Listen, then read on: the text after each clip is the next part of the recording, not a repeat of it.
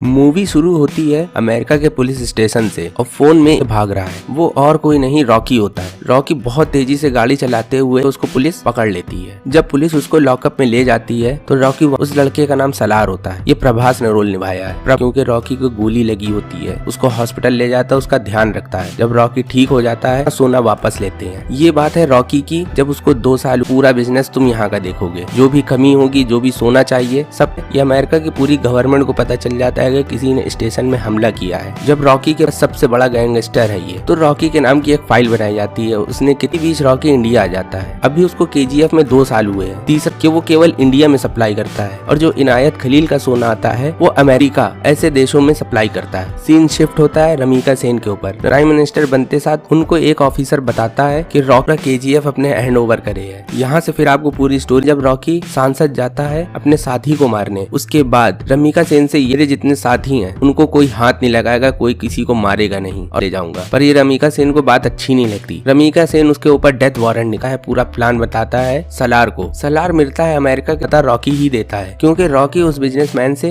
इंतजाम करता है और वो सबमरीन बांग्लादेश के बॉर्डर में होती है, पानी के अंदर, जहाँ आके रुकूंगा। वहाँ रमीका सेन डेथ वारंट ये चलता है कि वो ओशियन में है। इस बीच रॉकी का एक और प्लान चलता, तो मेरा सोना कोई नहीं छुएगा। फिर वो सोना किसी देश का नहीं ना रॉक जाता है, पर सोने के जितने भी कंटेनर है उसमें से 1-2 कंटेनर टूट के बिखर ले जाते हैं। रॉकी बेहोश होके पानी के अंदर जाता है और उसको सबमरीन में रेस्क्यू कर लिया जाता है। और उधर अमेरिका वालों को पता चलता है। फाइल लेके वो इंडिया आते हैं रमीका सेन के पास और बोलते हैं ये मोस्ट वांटेड है मेरे देश में, पर फाइल फाड़ के फेंक दो। सीन शिफ्ट होता है अमेरिका में। रॉकी जख्मी बोल रहा है किसने किया। रॉकी उसको पूरी बात बताता है और बेहोश होता है। इंडिया वापस आने का, केजीएफ फिर से खड़ा करने का और फिर से उतना ही दबदबा। रमीका सेन का 4था साल चल रहा था गवर्नमेंट चलाने का और ये बना देता है उसको। ये करते करते 5 साल हो जाते हैं और आ जाता है रॉकी भाई को। रॉकी भाई फिर से रिकवर कर गए हैं और फिर वो कॉल करते हैं सलार को। बोलते उधर एक लड़ाई होती है केजीएफ में। केजीएफ में जो विलन होता है उसका नाम होता है बगीरा। ये संजय दत्त का निभाया है एनटीआर ने। एनटीआर केजीएफ 3 में एक चुका होता है और केजीएफ अपने हाथ में ले चुका होता है। उससे पहले सलार फोन करके वापस आने के लिए और रॉकी तैयार हो जाता है इंडिया वापस आने के लिए। रॉकी एयरपोर्ट से उतरता है और उसकी कार उस कार को रॉकी बहुत तेजी से चलाता है, जिससे कि पुलिस वाले उसको देख लेते हैं और रॉकी को पुलिस स्टेशन में बैठाल के उसका नाम पूछते हैं कि तुम्हारा नाम क्या है। पर रॉकी अपना है कई जहाज और कई गाड़ियां। पुलिस वाला देख के घबरा जाता है, ये है कौन। फिर उसमें से एक बंदा लाइसेंस को देख के चौंक जाता है और बोलता है रॉकी भाई वापस आ गए। चैप्टर 1 में रॉकी नाराची पहुंचता है गोल्ड माइन में, तो देखता है यहाँ तो कुछ अलग भसड़ चल रही है। फोन करके जैसे तैसे ये बता देता है कि रॉकी जिंदा है और ये बात रमीका आता है नाराची, तो देखता है उसका साम्राज्य वैसा का वैसा ही है, कोई बदलाव नहीं है। केजीएफ सीन शिफ्ट होता है बगीरा पे। बगीरा को पता चलता है रॉकी कर रहा था वो केजीएफ हथियाने की, पर अब रॉकी से लड़ाई करेगा वो अपने बाप के कत्ल की। सीन शिफ्ट होता